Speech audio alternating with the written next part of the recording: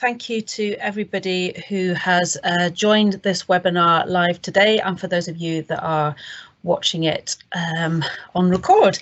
My name is Catherine Hickman. I'm a GP working in Bradford and have many different hats, but today my hat is respiratory lead for West Yorkshire and Harrogate, but I also have sort of hats on for respiratory lead for Bradford and also Leeds, and a couple of national roles working with the Primary Care National Asthma and COPD Audit Programme, and also Vice Chair of the Primary Care Respiratory Society.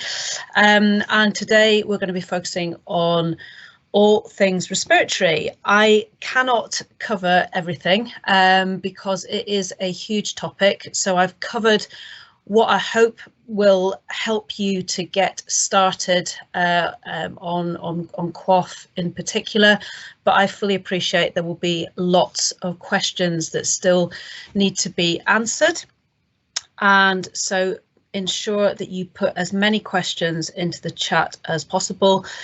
It's unlikely that we'll have a chance to do these today. We may be able to answer a couple, but what I will do is I will collate all the questions after the webinar and send around answers. And as I said earlier, it may be that we need to do another couple of follow-on webinars to answer all those. Hopefully everybody is on mute. And I really do hope that you manage to stay focused for the next 50 minutes and leave inspired to improve respiratory care across West Yorkshire and Harrogate. So, objectives for today. I suspect we've had such a good turnout for this webinar because everybody is desperate to crack on with spirometry, and we'll do a little bit digging down as to when you can restart spirometry in primary care, what you need to do I think somebody's not on mute. What you need to do for cough going forward, why you're doing it, and also how to do it. So the burning question on everybody's lips is, when can we restart spirometry in primary care? The answer is hopefully very soon. I was hoping today to be able to announce the position statements from NHS England and also ARTP, the governing body for spirometry, but unfortunately I have seen both of their position statements, but they are currently still under embargo. I have it on good authority that they will be with us by the end of the month.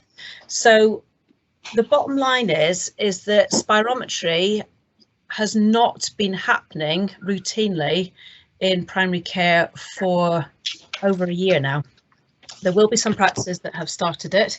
Many areas, certainly secondary care, have been doing spirometry throughout the pandemic, and I'm very aware of rising frustration in secondary care that they have been doing it and we haven't. And one of the main reasons we haven't been doing it is because there are a number of position statements that came out at the beginning of the pandemic saying that spirometry was an aerosol generating procedure and we shouldn't be doing it. There have now been a number of studies into spirometry, and the consensus is that spirometry per se is not an aerosol generating procedure because it is happening in a closed circuit, but coughing is, and coughing can occur in up to 50% of spirometry tests. So that is where the problem lies. It's not specifically with the spirometry. So what we need to do going forward is to mitigate any risk of spread of COVID secondary to the coughing from a spirometry test. Now, Dr. Ian Clifton, who chairs the West Yorkshire and Harrogate Respiratory Steering Group with myself as a consultant in Leeds, and one of those frustrated secondary care consultants. What we did, we sort of preempted the NHSE and ARTP statement and have produced a SOP and also a flowchart that we're hoping to get signed off for West Yorkshire and Harrogate, because I suspect the statements from NHSE and ARTP, they will be quite wordy, and actually what we need in primary care is a really simple flowchart taking us through the process of when a patient walks through our door with respiratory symptoms, and it will take you through diagnosis all the way through from history and examination through to the spirometry test to ensure the right patients are getting the right tests. So the question is now is, are you ready to do spirometry in your practice? Now, there will be a number of you on this call that are keen to fly off to faraway destinations, bearing in mind that those planes have been sat on a runway for at least a year and being driven by a pilot who has been furloughed for a year.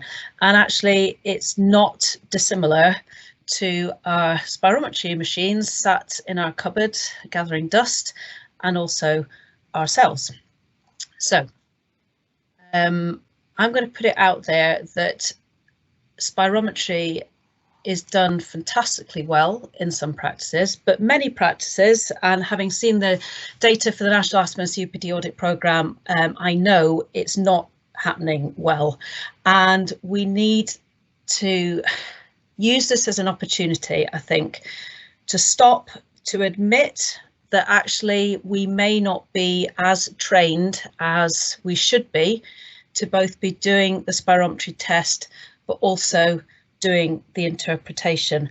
Now, I reviewed an online spirometry test course a few years ago, and I thought, God, this is making my head hurt. And then I remembered that I actually failed spirometry at university. So we don't always get it right, but I'm stood here now as the respiratory lead, so we can turn it around. But actually, it is going to be so important that if you are starting to do spirometry, that, as I say, you do stop and think as to whether you are the right person to be doing it, and is there someone else that might be able to help.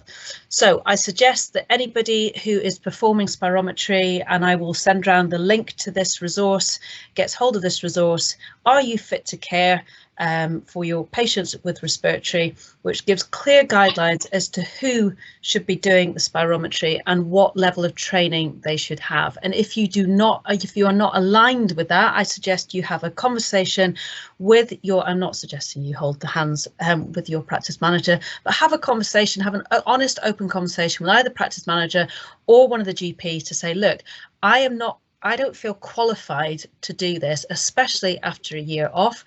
And I wonder whether you're qualified to do the spirometry interpretation. And maybe we need to come up with some plan, whether that's in the practice. And if it's in the practice, it will be about working out how you can upskill to make sure that your patients are getting accurate diagnosis. Or it may be that you need to have a conversation with your PCN to say, actually, why don't we work together so that we get one person or a number of people doing spirometry and diagnostic tests within a PCN locality. And if that's not doable, then you have a conversation with your respiratory lead for your CCG. My personal vision, and it's not shared by everybody, is that we have a fleet of buses that cover the whole of West Yorkshire and Harrogate with the highest trained physicians on the bus performing spirometry, pheno, carbon monoxide monitoring, and generally getting the diagnosis right for our patients and bringing the tests to the patient rather than patients having to travel. And there are a number of opportunities and potential for this happening across the region. This will not be something that will be rolling out across the region, but it may be that we do test it at CCG level to try and see whether we can improve the access for patients to get the most accurate testing. So, how are we going to upskill as a region?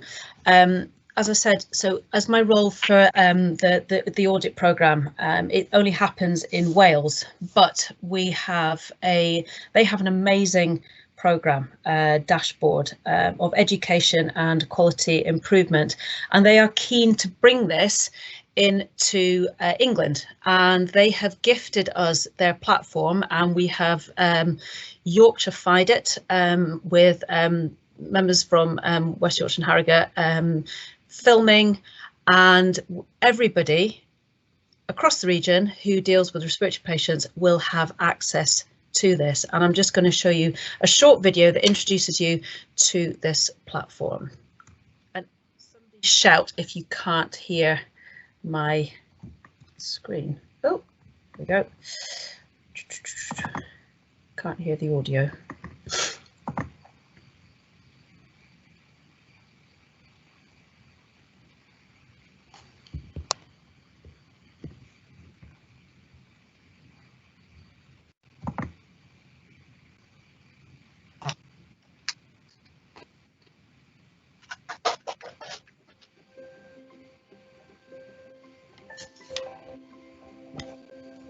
It's an unprecedented time, calling for an unprecedented response. And we're excited to announce the Respiratory Quality Improvement Programme, which has been custom built for you in West Yorkshire and Harrogate. Look at the audit data, it's even more worrisome. As many as 46% of deaths from asthma are avoidable. We need to make sure we are focusing on those high value interventions. The programme is an exciting initiative with a focus on the most important aspects of healthcare, aligned with local and national audit data.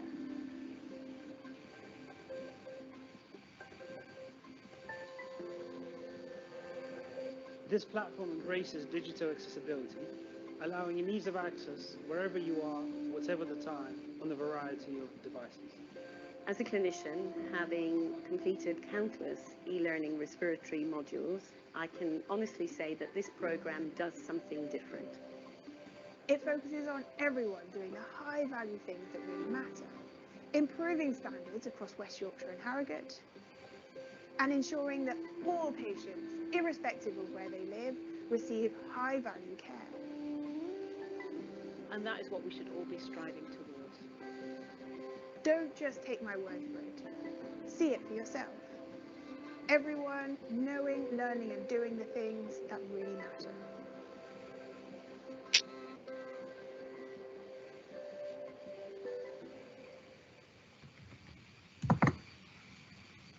So really exciting opportunity, and one of the things that I want to discuss today is the opportunity for some of you on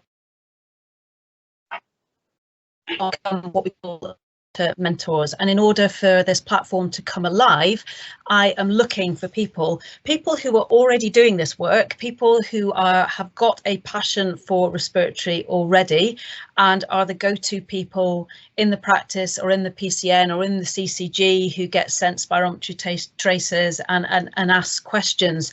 And it's a way of making this a bit more formal. And if there are people out there watching today who want to find out a little bit more about this opportunity, I will put my email address at the end of this presentation and you can email me, and you will be taken through the platform by the company ICST and shown ways that you can start to help upskill your colleagues. You will have access to presentations that you can personalize to your practice or your PCN, and you can start to run events, and hopefully we can start that spread of knowledge across our region. And another exciting aspect of this is that we now have access to 6 quality improvement projects that mimic the ones that were used on the back of the NACAP audit programme. 6 quality improvement programmes that also will be used, that it will be the same metrics that are used to measure improvement across West Yorkshire and Harrogate. And what we're calling it is quality improvement on a plate. I won't show you this video because I'm sort of conscious of time, but when I circulate the presentation, you'll be able to watch the video. And it talks about quality improvement on a plate, a bit like when you get one of those recipe boxes that has all the ingredients, and it just breaks it down into really, really manageable steps and allows you to start to doing quality improvement work in your practice immediately.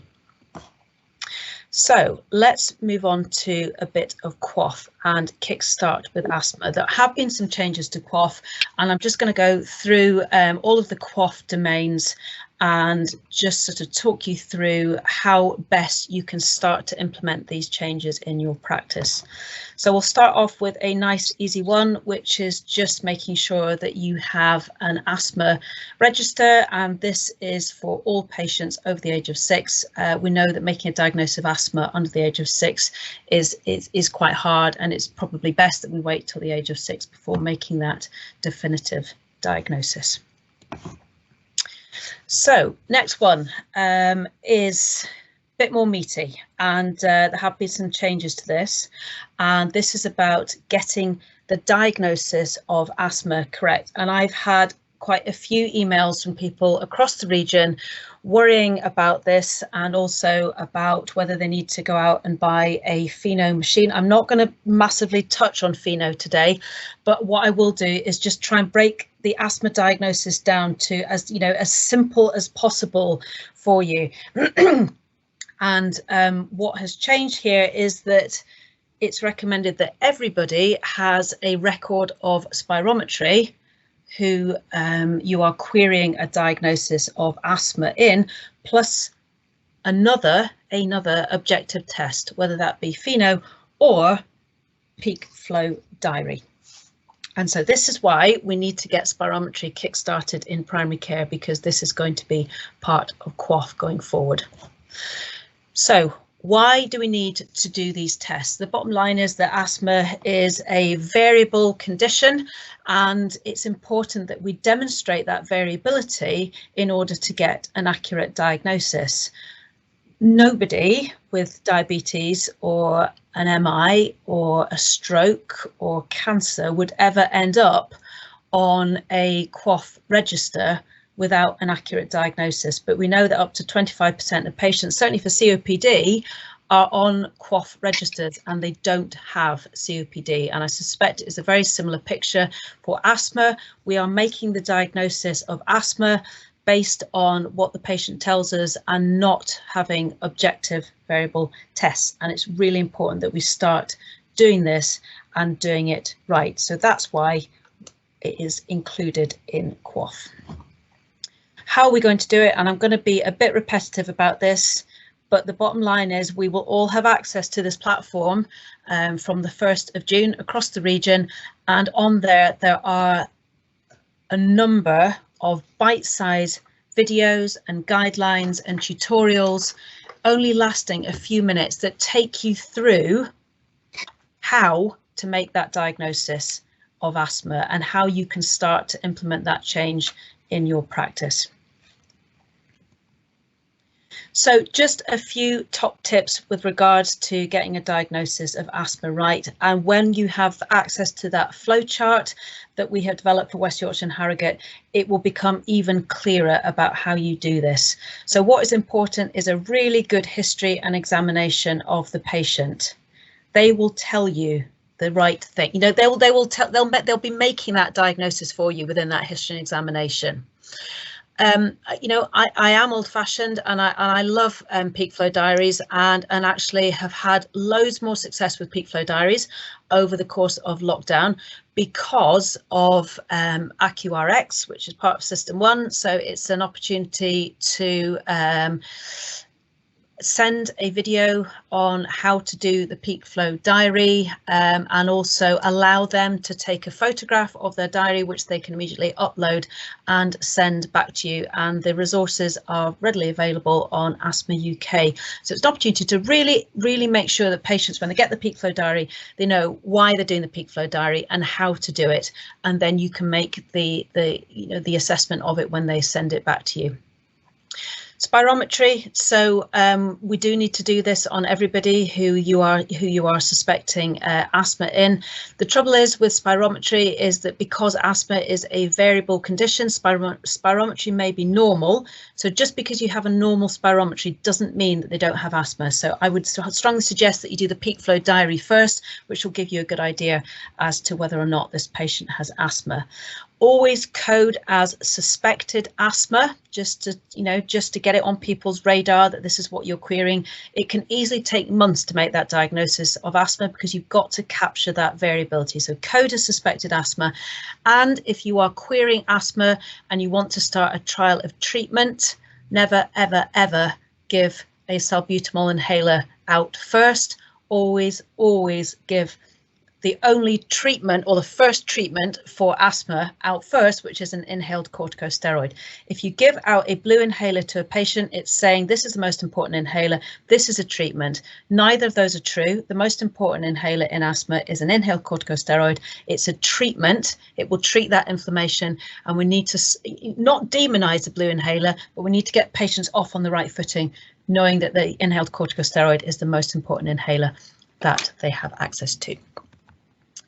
So next domain is all about review. A number of things in this, but a lot of this you will be already doing as part of your asthma review. It's just making sure that none of this is a tick box exercise, and actually we start to do the right thing for our patients.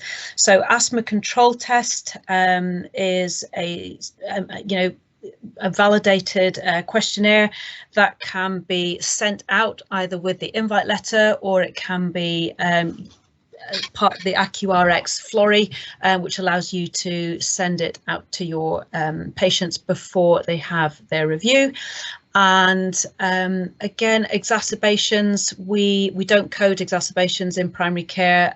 We couldn't, in the National Asthma Audit, we couldn't use the code for exacerbations because basically it was almost like 0% of people had coded, and we had to use prescription data, so prednisolone or courses of antibiotics. So this is a really good opportunity to start doing the right thing and actually coding when a patient is having an asthma exacerbation as a way of flagging up poor asthma control. And we also want to be checking inhaler technique and personalised asthma action plans. Again, so why are we doing this? Well, we're doing this for lots of reasons. It is about making sure that we do the right things for our patients. So when we are prescribing a course of prednisolone, we need to start to think, wait a sec, I need to code this. And I also need to stop and think, how many of these exacerbations has this patient been having? If they're having multiple courses of prednisolone, not only is it a sign that their asthma is poorly controlled, but it's also a sign that they may be at risk of diabetes, cataracts, and osteoporosis. So it's an opportunity to flag up in your head, wait a sec, I need to get this patient's asthma back under control. Inhaler technique, lots of different ways of showing how inhaler technique is, you can demonstrate it. So there's the Right Breathe app, which is available as an app on your phone, also the patient's phone, but also the website. And Asthma UK has a number of resources or inhaler technique videos. And these can be sent out to patients every time you have contact, or every time that you have an asthma review, or they have an exacerbation, or you notice that they're over reliant on the salbutamol inhalers.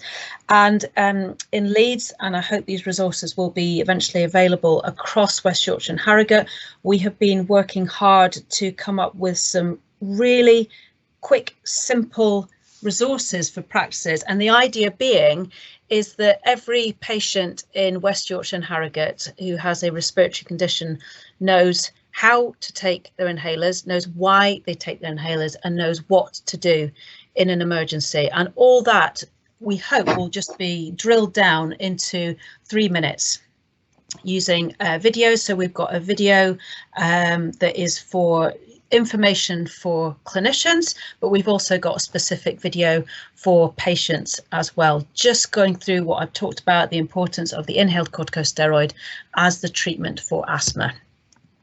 And also for them all to know exactly what to do in an emergency. So the idea that patients get used to the concept of the blue inhaler being like the blue light on an ambulance. So the blue inhaler is really important to carry around with you because it will save your life if you're having an asthma attack. But equally, if you are using your blue inhaler more than twice a week, it's a sign that your asthma is poorly controlled, and it's more likely that you may end up in hospital with an asthma exacerbation. And just one other resource that we've been developing, personal asthma action plans. I fully understand there are lots of barriers to why people don't use asthma action plans. I talk on this. Do I do asthma action plans for my patients? No, sometimes. I'll probably do some tomorrow, or not tomorrow, but I'll probably do some next week because I'm talking about them. But I know that within a 10-minute consultation, it can be really tricky to do, almost impossible to do a good asthma action plan. There's a lot of information on the Asthma UK Asthma Action Plan, and they are brilliant, but I think there's something about when you're having an asthma attack, actually you don't want loads of words, you want pictures, you want to know exactly what you can do quickly. And this particular one that still needs some work on it is based on an Aboriginal asthma action plan, just keeping it really simple. And actually I believe that if we designed all our materials for a reading age of 9, we make it really readable and actually really accessible to everybody, then I think it would allow us as clinicians to be more confident about getting out asthma action plans, but also for patients to use them and understand them.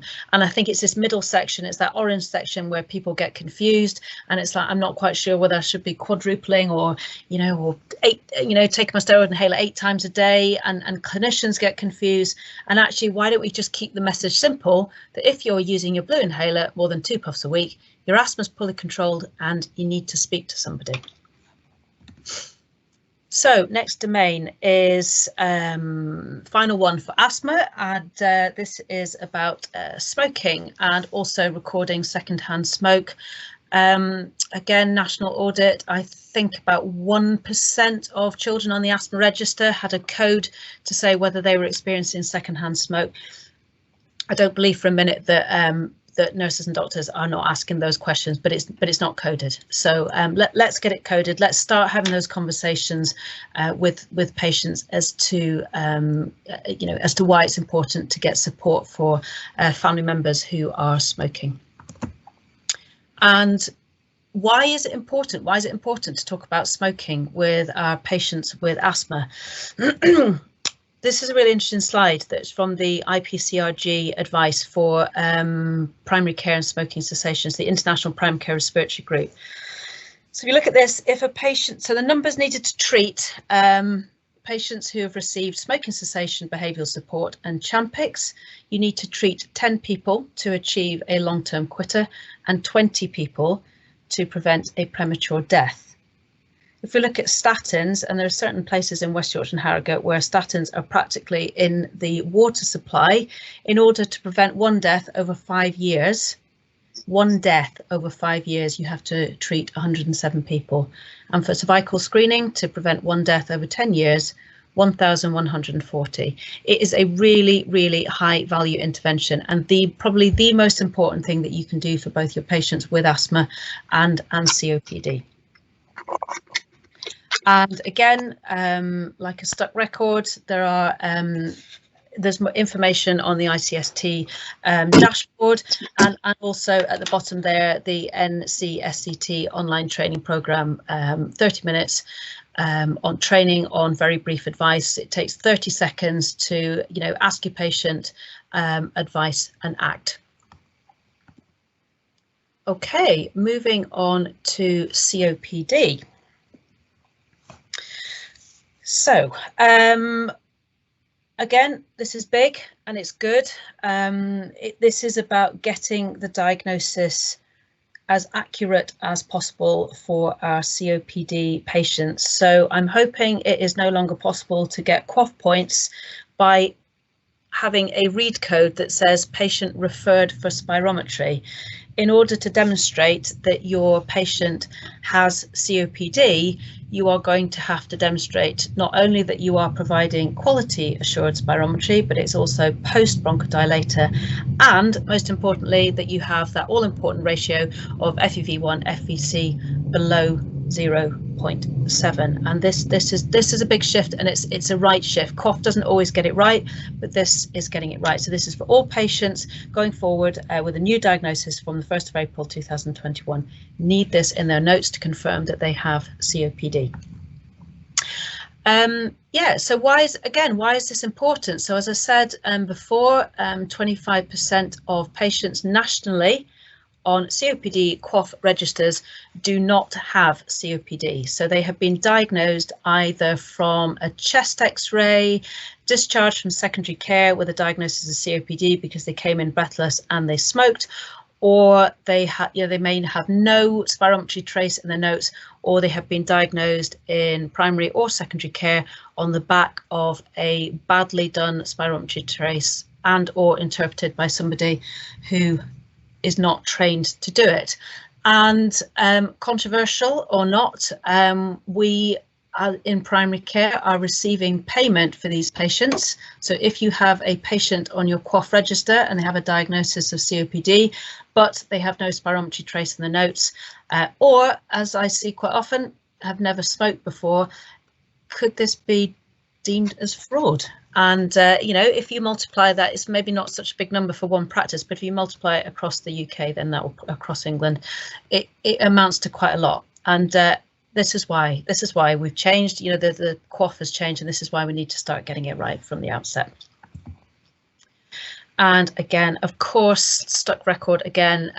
There are some information on the website about how to get the diagnosis of COPD right.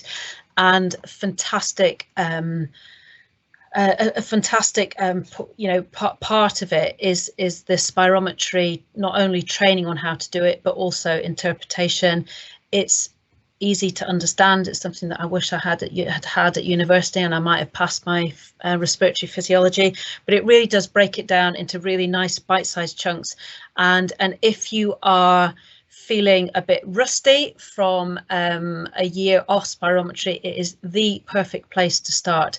Bearing in mind, so ICST used to work in conjunction with ARTP, and they provided the online training for the ARTP spirometry certificate. They no longer work together, but they still have access to all the high quality videos. So it's a really good basis for and where to start with regards to spirometry. So next one for COPD. So again, this is about COPD reviews and getting it right. Again, this is very much what many of you will already be doing. And it's all about making sure that we are coding exacerbations. I wish I could quote the exact number, but I won't quote because I know I'll get it wrong. But I heard a shocking statistic the other day for one of our community nurses in Leeds, talking about, you know, a patient that she'd seen. He had been having a number of flare-ups of his COPD, so he was phoning up the GP, getting a course of prednisolone and antibiotics on a very regular basis over the last 3 months, and had never actually seen anybody tell somebody to have a listen to his chest. Certainly in Leeds, the number of people who have been referred for oxygen has plummeted since lockdown, and part of that will be that nobody is, or very few people are coming in for face-to-face reviews. So although a lot of reviews can be done over the phone, bear in mind that actually you can't measure SATs over the phone unless the patient has a SATs monitor at home. So there is something about getting patient with COPD for a face-to-face review, or making sure that they do have a SATs probe at home. The MRC breathlessness scale is something that we're all very familiar with. Again, think about getting that out to the patient before the review, so they have an opportunity to read all five of the steps. So that can be either sent out with an invite letter or texted to them, or available when you do either an online consultation or face-to-face. Again, so why are we doing it? Really important to make sure that we are coding exacerbations. Just, you know, start to think about every time you are dishing out courses of prednisolone, you know, and sometimes I talk to patients and I warn them about the risks of prednisolone, about, you know, the diabetes and the cataracts and the osteoporosis, and they go, well, I've already got those. It's like, well, you know, have we caused that? And you know, are they actually going to respond to the prednisolone? That's another thing. So think about looking at the eosinophils and whether or not they're raised, and whether actually It may be that they don't need the prednisolone, and actually, is it something else that's causing this flare up? Is it that they are just unfit and deconditioned, and or they got an infection and need antibiotics? Are they on the maximal treatment?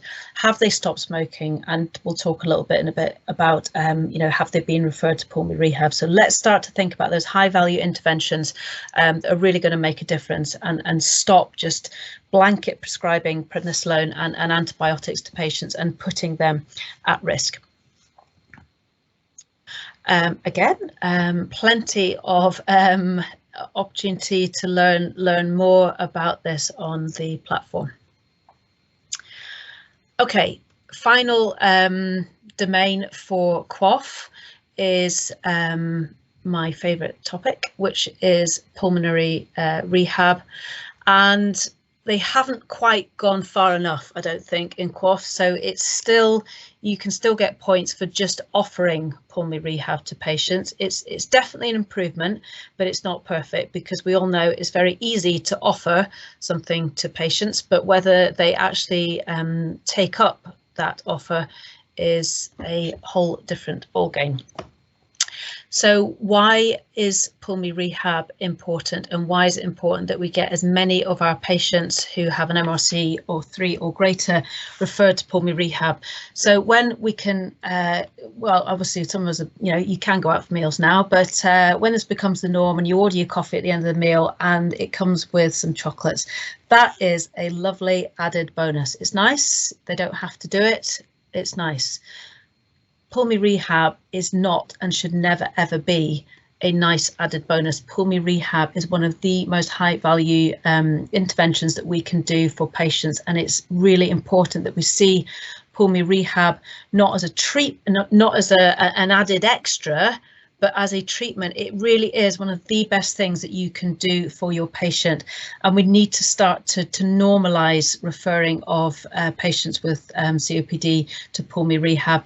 And actually, I am fully aware of the barriers to pulmonary rehab. There are loads. I mean, for my patients, it was a 3 bus rides away to get from Low Moor to Bailey, and that's absolutely out of the question for a lot of my patients. And very often I didn't have anything else to offer them.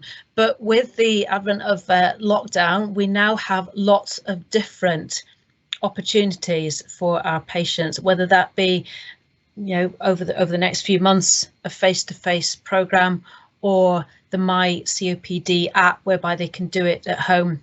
Or is it a case that we get, start having some group consultations, whether they are video or face-to-face, and we start to talk about pulmonary rehab and normalise it, and have patients who have been to pulmonary rehab selling it to their peers? Or is it that we work with lending libraries and we get iPads out to patients, and they have access to Zoom pulmonary rehab, and some more and more studies are coming out of the past year that actually they are getting the same benefit, patients, from Zoom pulmonary rehab as they were from face-to-face. So it really is absolutely key that we get as many of our patients to pulmonary rehab. We start to talk about it. We start to sell the positives of pulmonary rehab, find out what matters to the patient. This is not about sending them to an exercise class that's going to make them feel rubbish and breathless, but actually saying what is your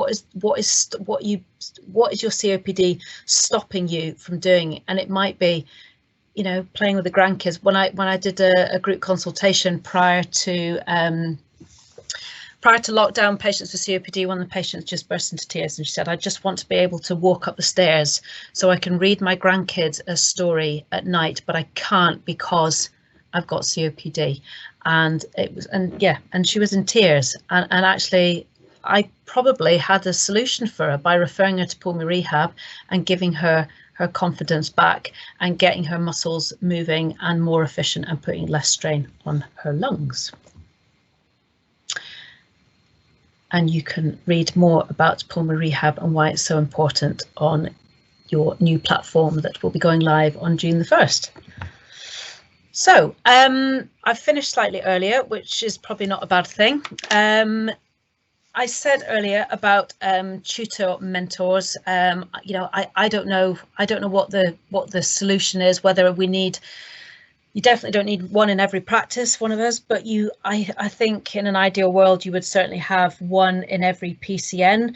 That is aspirational. It's not going to happen overnight, but I know there are some of you on this call that are super motivated, doing amazing work in your practice, and really have been a lifeline for people over the years who have contacted you asking for help. And I would love to see this more formally done. I have a vision of maybe like a monthly drop-in session with myself, you know, for an hour. And you know, nothing compulsory obviously, but just to sort of drop in, share ideas, share learning, share thoughts about how we can spread this platform across our region. We are being watched in a really good way, watched nationally. The plan is to, you know, it's the James Calvert, who is the asthma lead for the National Asthma COPD Audit Programme, said it'd be an absolute travesty if this platform is not rolled out across the whole of England, and West Yorkshire and Harrogate are very much on the map. So if we can prove that this can work, and I believe it can, and certainly they're doing fantastic work in Wales, I need as many of you on board to help me roll this out across West Yorkshire and Harrogate. So if you are interested in being a tutor mentor, drop me an email at that email address there, and I will make sure that I will put you in touch with ICST, and they will give you an onboarding session to show you exactly how to best to get the use out of the platform, and also start to spread the word. Thank you. Right, I shall stop sharing and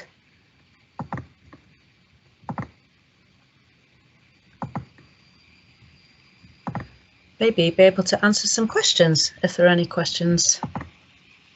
I'm afraid Andrew and I have been interfering with the questions, Catherine. I tried not to, but then Andrew answered some, which was really, really well answered.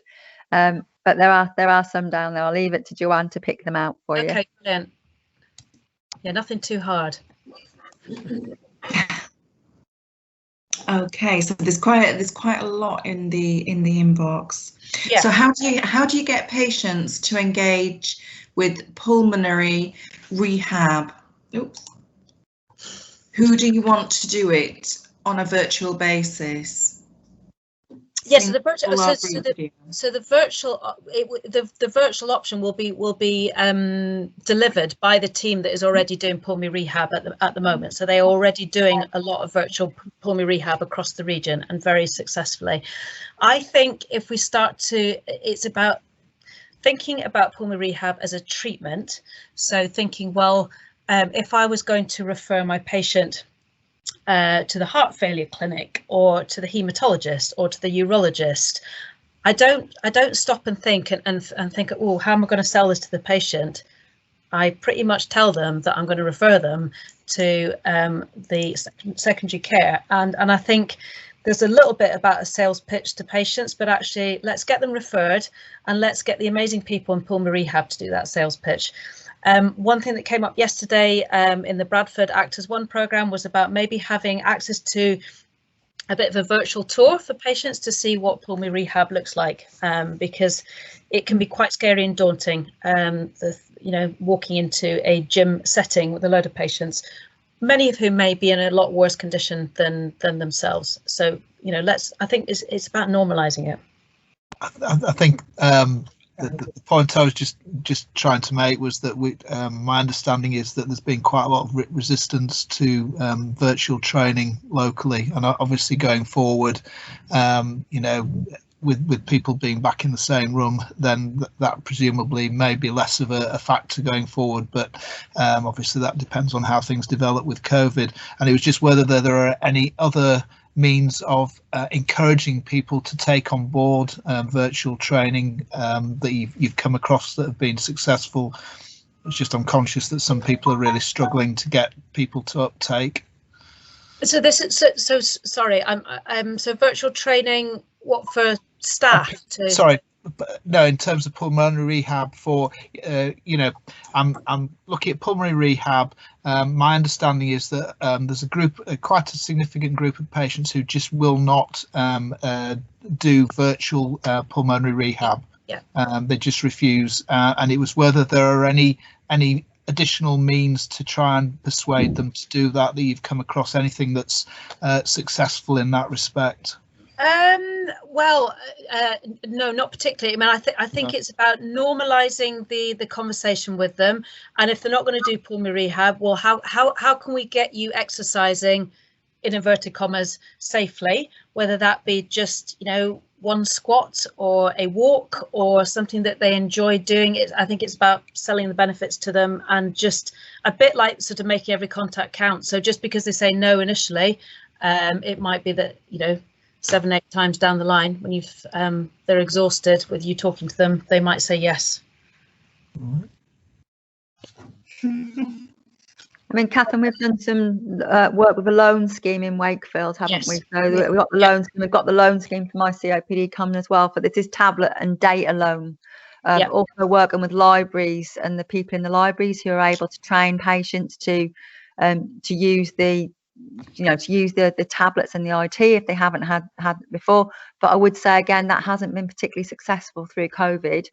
And the other thing to think is that a lot of the staff who would have been delivering pulmonary rehab, as we're moving towards, you know, more towards the virtual delivery, have been pulled onto the wards. So we've been told that the demand for the tablets has started to increase again over the last couple of weeks, having dropped off completely for the last 6 months. So there are, you know, Leeds has got an excellent loan scheme for tablets as well for all sorts of things. So that loans can be made, and that might sort of going forward help, but I'm not sure. Yeah. Right. There's a question about there was a question about the use of the temporary codes while people are waiting for spirometry, and it was just whether that would cause a problem later on. And I think Andrew answered that one, saying that there wouldn't be a problem. I didn't know if you wanted to make any comment about that. No, I agree. Yeah, have it as temporary. I think ideally there is going to be a backlog. I think you know, from a personal level, I think I've got about 30 patients who are on a waiting list at the moment for diagnostic spirometry. But no, not a problem, and much better to have it there than not have it. Because otherwise they get, you know, I know some people have said to me that they're not even treating patients with query COPD. So there's potentially patients out there who've not had any treatment for a year because we're sort of waiting for spirometry. But actually, it's fine to treat them, put it on as a code for suspected COPD or suspected asthma, and then get the diagnosis done as soon as possible. And there was another question about QOF and whether inhaler techniques need to be checked face to face. Okay, yeah, I mean, I sort of saw that one, and I saw half it, and I thought I agree with whoever said that. It does need to be face to face, but I'm doing them on video. But yeah, I have started doing inhaler technique checks face to face. I don't know whether that's right or wrong, but I am. There was a question earlier as well about, do we have to offer pulmonary rehab at every review for QOF, and is it reasonable to offer pulmonary rehab not as an offer but as a routine referral? Moreover, you will be going.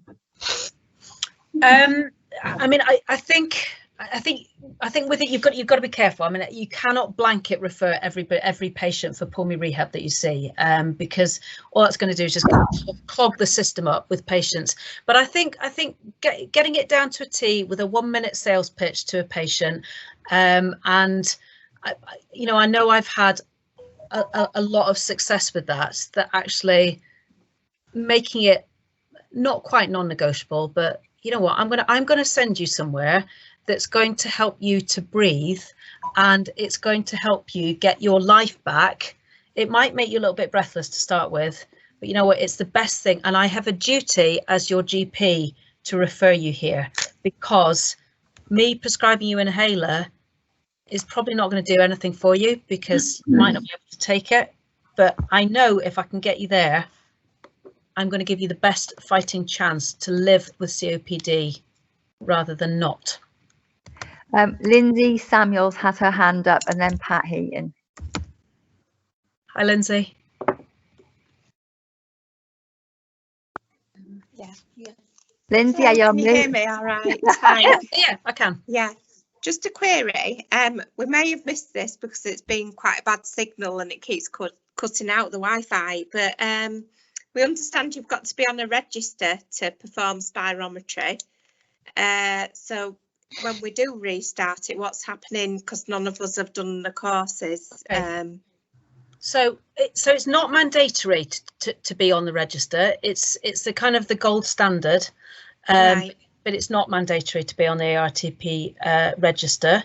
I think if you're, yeah, I mean,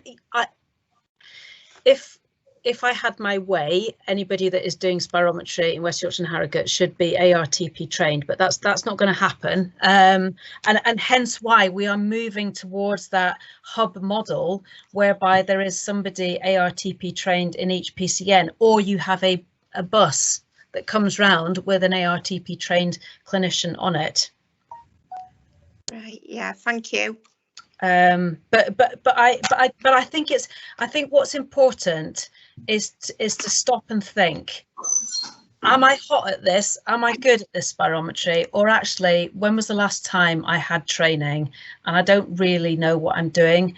And you know, if you can't have that honest conversation with your practice manager or your GP, I've always said I'm more than happy for you to send me an email saying, I can't have that conversation. I'm being forced to do it and I don't feel trained, and I'm more than happy to have that conversation, whether that be, you know, across a patch or a one-to-one conversation. To say, you know, you would never do this with any other disease. We would never get patients on diabetes register that ain't got it, but we do it all the time with COPD. And that's not just our region, it's across the UK. So Pat is next, and then there's 2 more people, but it's 20 minutes past, so I don't know if you want to do all 3 questions. Yeah, I'm more than happy to stay on and answer questions. I appreciate some people go, but I'm more than happy to stay on. Yeah. Mine's a very quick one, I think, and it's just in terms of exercise. Are there any resources that we can send to patients which explain to them the exercises that they can do off their own bat? Yes, so British Lung Foundation have some great exercises on their website, My COPD app as well, which is it is available in various forms across the region, has a I mean, it's slightly controversial. I think they call it a pulmonary rehab program. It's not specifically a pulmonary rehab program, but it certainly is the nearest to a pulmonary rehab program that you're going to get without having somebody talking you through it. Thank you. Pat, get in touch and we can sort you out around the My COPD. Yeah. We've got somebody called let's have a look. Sally White, I think, is next, and then Edie. So Sally White first. Yeah. Yeah, I just wondered, I might have missed this at the beginning, but you were talking about restarting spirometry. Are we okay to restart? And do we need, you know, is it safe? Do we need to use any special sterilisation? Where do we stand? Yes, so very quickly, Sally. So the NHSE statement, an ARTP statement, is embargoed and should be out by the end of April. It is very much saying that it is safe to do spirometry, but it's the cough that might spread the COVID, but we have written a flow chart for West Yorkshire and Harrogate, just and a SOP explaining how to do it safely. But the bottom line is nobody should be doing it if they don't feel safe. It will involve bacteria and viral filters used for the machines, which is not something that we routinely do in primary care. Ian Clifton from Secretary Care nearly fell off his chair when I told him that. I think they used to be quite expensive, but I believe that they're much cheaper now, and we should be using those. So there'll be some preparation time involved, won't there? Yes. And everyone will want them at the same time as well. So Eddie, is it Eddie or Edie? Sorry. From Craven Road.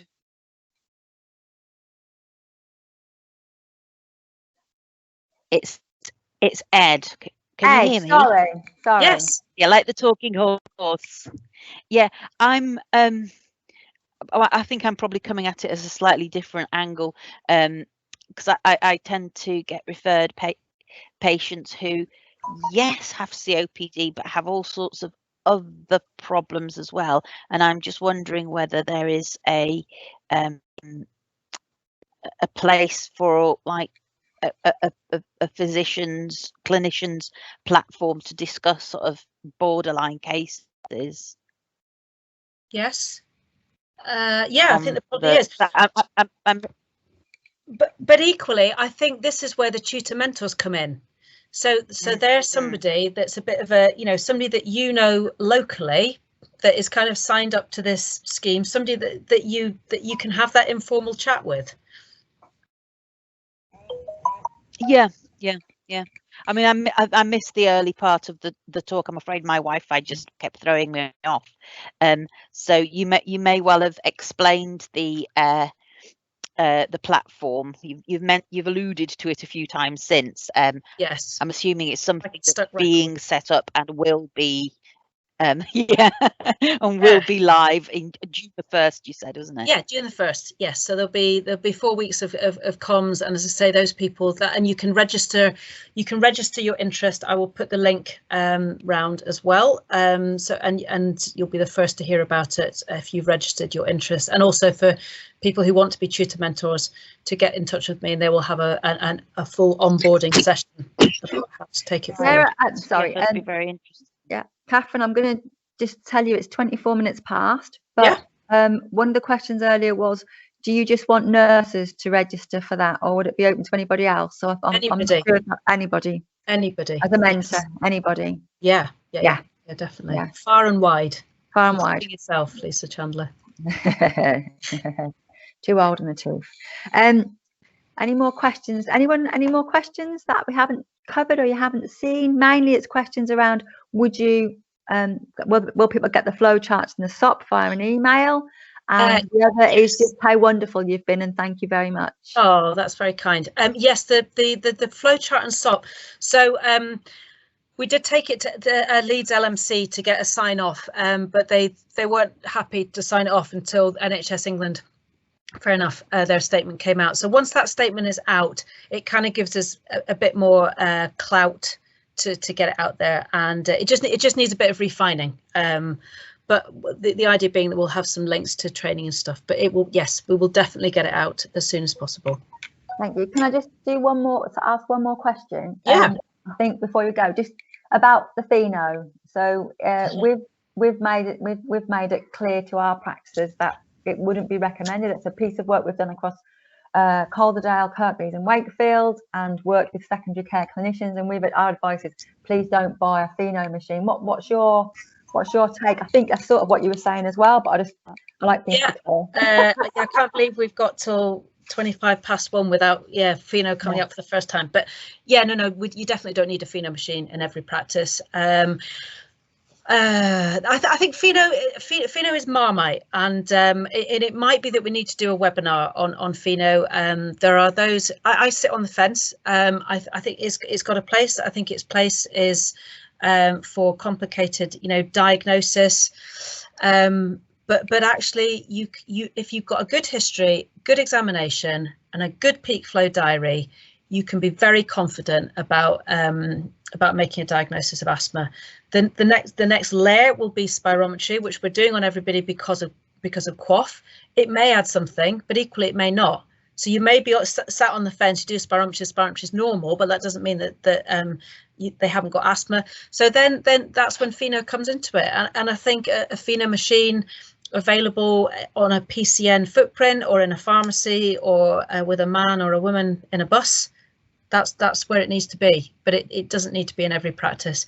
And I know the Yorkshire Severe Asthma Group are the chair of that is actually quite against pheno in primary care, but equally there are people at the other end of the country that believes that every patient with asthma should have access to a pheno machine. It has its place. But I've had quite a few conversations with people. I'm more than happy for people to email me, and I'll email them a bit more detail. But equally, it might be that a pheno webinar and maybe even getting a couple of people to come and talk. Me on the fence, somebody for everybody, and somebody for nobody. Yeah. This is one. As I said, that was the last one. One final question. because she's just put it in. I'm assuming she didn't want to talk, but it's from Bethany Harrison. What about the use of eosinophils for asthma diagnosis? Yeah, I think really important. I just routinely check eosinophils now for everybody, and it just makes me think. I mean, the bottom line, the trouble is that, and I don't want to say the wrong number, but I think it's about 30% of patients don't have eosinophilic driven asthma, and they have neutrophilic driven asthma, and that's where the problem lies with pheno. So you get a normal pheno, so you go, well, they haven't got asthma, but they might have asthma because they might have neutrophilic driven asthma, and they're the ones that won't respond well to steroids and potentially need to be referred on for biologics. So I think it's good practice to get into the habit of checking eosinophils. Again, as you say, if you need biologics later on, later on, that's a really good place to thing to be doing, isn't it? Yeah.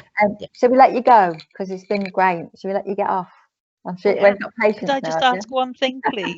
Yes, of course you can. Sorry, Eddie again. Sorry, I thought it was an old Ed hand. again. Yeah. That's an old hand. No, it's a new one. Thank you. This meeting's recorded. Is there any way we can have access to that so I can watch the first bit, please? Oh yes, it is recorded, and there will be a link going onto the West Yorkshire and Harrogate Primary Care site, and the recording will be sent round to everybody who's attended. Yeah. Thanks very much then. Thank you. Not at all. Thank you everybody for coming, and those of you who are watching the recording.